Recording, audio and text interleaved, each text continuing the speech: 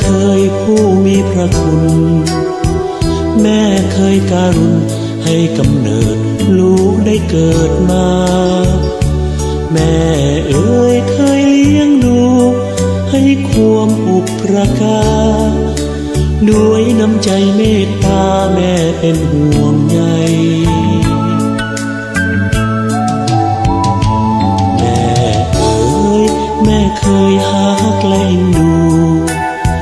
แม่เคยอุ้มสูบไว้ในอ้อมอกแม่บ่หายแม่เอ๋ยเคยหอมสมดอมดังดวงใจหินยุงแม่บ่ให้มาไต่ตอมลูกน้อยนิทราค่า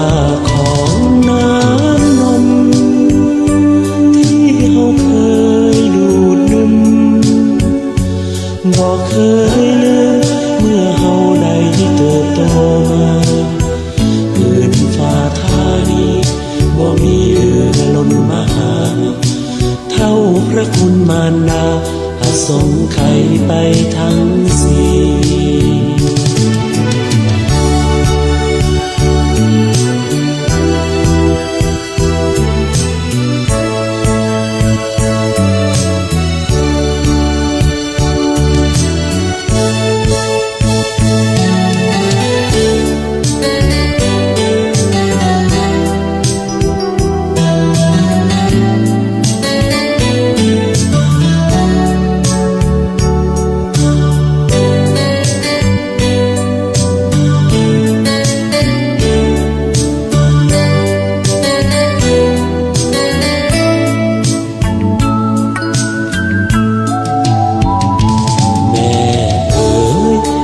เคยหัดสอนเบาจาแม่เคยได้พาให้ลูกผ่านย่างง่ายหลีกลีแม่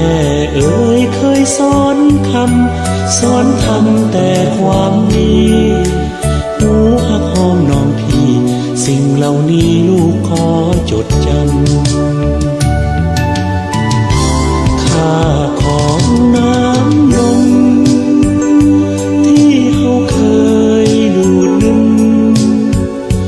บ่เคยลืมเมื่อเฮาได้เติบโตมาพื้นฟ้าธานีบ่มีเหลือล้นมาหาเท่าพระคุณมารดาอาสงไขยไปทั้ง